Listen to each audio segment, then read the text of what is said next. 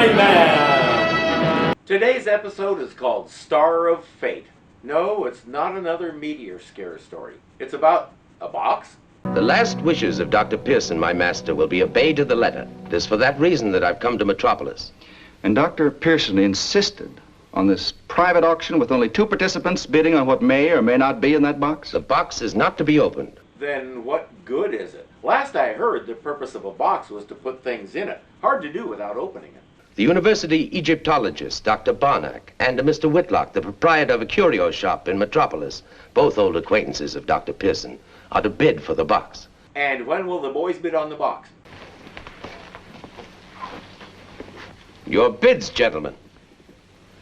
$500. 1,000. 2,000. Right now, apparently, even Clark can't tell what's in the box because it's wrapped in lead foil. The tall one is Dr. Barnack. May I trouble you for a pencil, Mr. Ahmed? I have some figuring to do.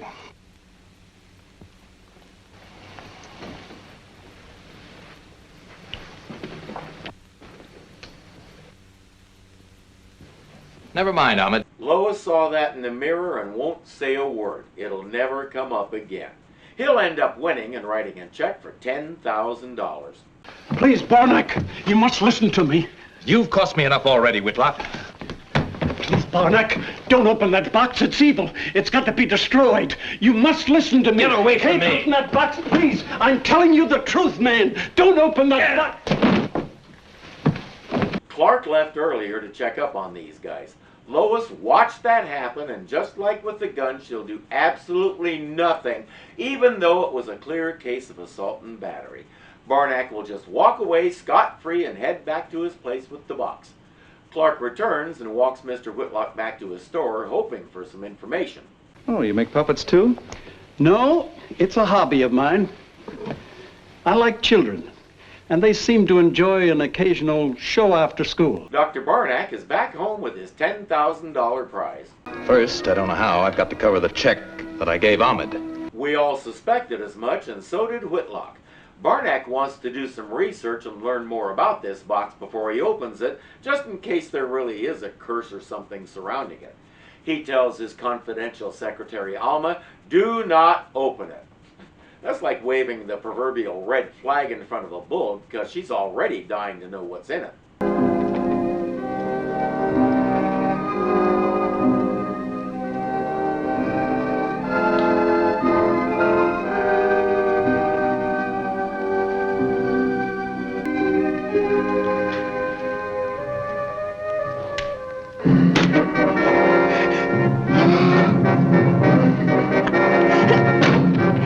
I didn't mean it literally.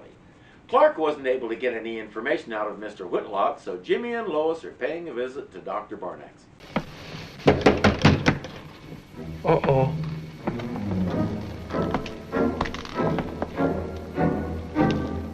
Hello? Hello?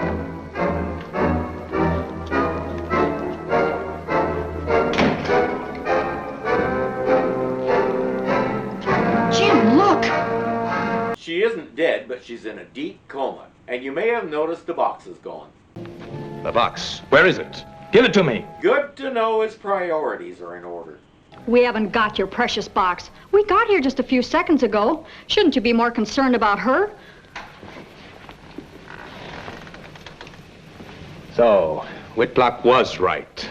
Right about what? Don't open the box, he said. Well, she did open it. And the curse, or whatever mysterious power she met with, overcame her. And this helps her right now. How? When she wakes up, I hope she looks for a new job. Barnett figures Whitlock must have taken it and calls him. This box doesn't belong to anyone, Barnack.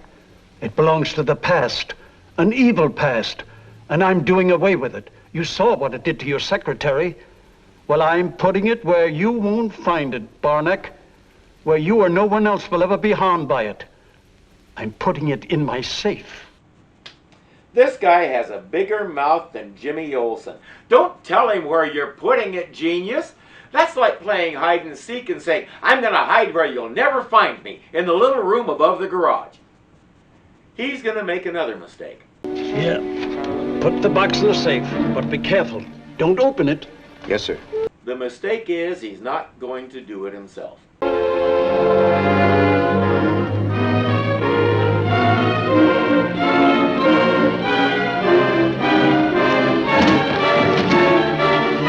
And Barnack is already there, so it won't get done at all. He makes Whitlock lock the door just as Clark and Lois pull up wanting to talk to him. Barnack says, "Get rid of him."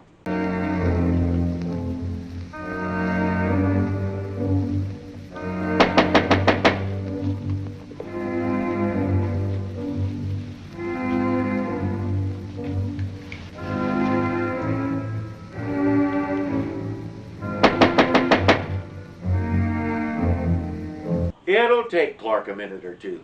You know, I'll bet knowing the planet's a contact point for Superman, he put on that whole act for our benefit. Wait a minute. Of course he did. It was a message. Remember how we acted out the part where the doll fell and the Superman puppet came in and caught it just in the nick of time? He wanted Superman. As I said. Lois, you go back to the office and tell him we may have a real story for him soon. I'm going back to that shop. Except he won't bother to take his car. Barnack has Whitlock tied up and gagged. I used this nitroglycerin for opening tombs in Egypt. I never thought I'd have a use for it here.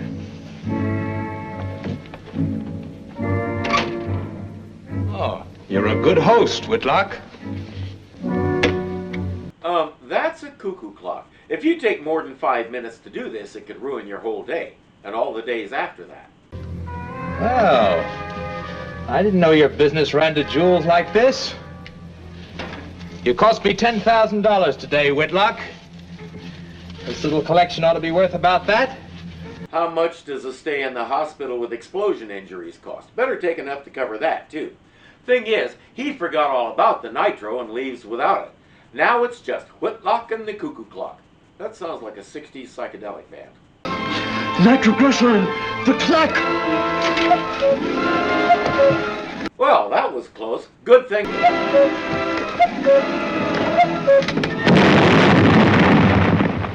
Doesn't Superman ever watch cartoons? He's supposed to swallow it. Did he take the box with him? He thinks he did. I knew he was coming for it, so I'm afraid I led him astray. This is the real box. The one he stole was a decoy. It looks innocent enough. Yes, but it carries a fearful curse. A curse that has already been felt by Barnack's secretary and my clerk. Your clerk? We must get him to a hospital at once. Nice to know somebody thought of that. I figure if Jimmy hadn't been there, Alma would still be lying on Barnack's living room floor. But it's ridiculous to believe such a superstition. Why, look here. Look, the jewel. Similar to that. Considering what we know already happened to 2 other people, I have to wonder what she expected to happen. So now we have 3 people in comas. Mr. Kent, don't! Chief, Dr. Wilson, look here, please. This needle, it was in the lock spring and broke off. There's the answer. And now everybody wants to know why it isn't 4. Better question, how much toxin can that one little needle hold? The box contains a giant sapphire and something else. This carved leaf and the hieroglyphic under it, the symbol represents antidote. And the leaf? It's the leaf of the pyramid plant. And according to legend, it only grows at the base of the Great Pyramid in Egypt. Let me follow this. Opening the box results in a needle pricked with a sleeping toxin. But inside the box is the key to the antidote to that toxin. So you get hit with the needle, but if you can stay awake long enough to decipher the clue and go get the antidote plant, that giant sapphire is yours. That would explain why it's still in the box after 3,000 years. But it doesn't explain why every bystander who sees this happen immediately closes the box. If opening it is what does that to you, wouldn't it make sense to leave it open so it doesn't happen again? In any case, Superman will zip on over to Egypt to the Great Pyramid, I believe he's trying to say the Great Pyramid, to get the plant.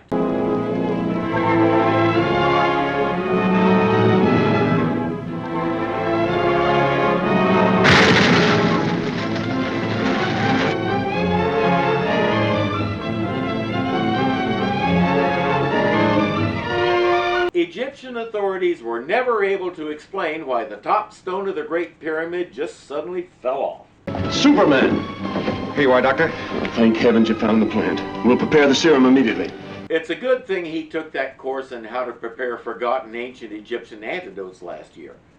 Whitlock is refusing to press charges against Barnack for assault, but when he explains that Barnack stole all that jewelry from him, Jimmy convinces him to change his mind. He tells Jimmy, call the police. All right, Dr. Barnack. You'll save everybody a lot of trouble if you just come along. Would you mind explaining yourself?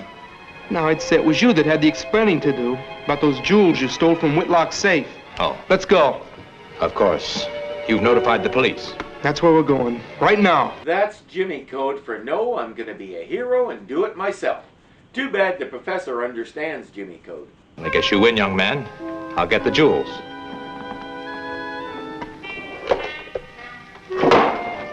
Clark is back at the planet and he reports that Lois and the others are going to be all right. Where in thunderation is Olson?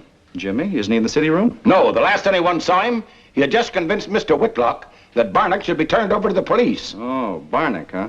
Look, Chief, why don't you two get back to the hospital and sort of stand by? I'll try and find Olson. Okay, and if you do, give him a piece of my mind. He could use it. Mr. Whitlock was the last one to see him when they were discussing Barnack. It's not hard to figure out what he did. The last tenant of this mummy case occupied it 3,000 years. Maybe you'll break that record.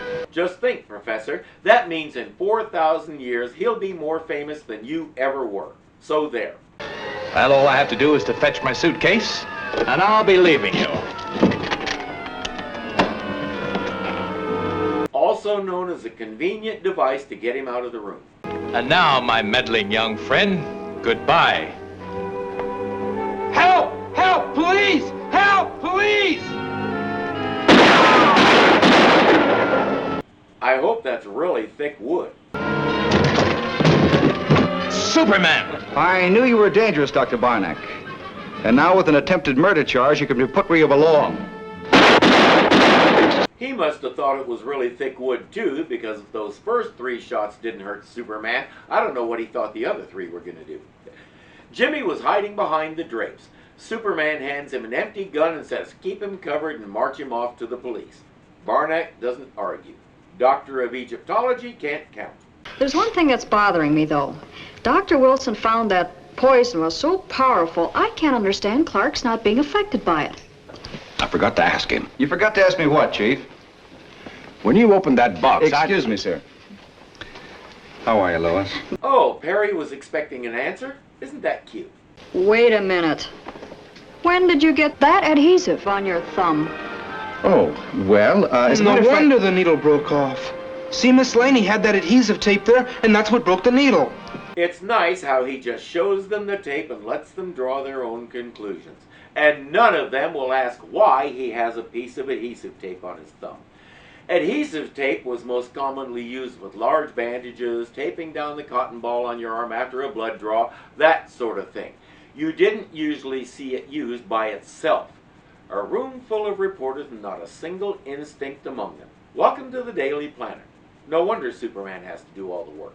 Thanks for watching, kids. And remember, clicking that like button is cool. Subscribing is even cooler. Leaving a comment is as cool as the coolest person you know. And becoming a patron makes you almost just like Superman. So don't hesitate. Do it today. Until next time.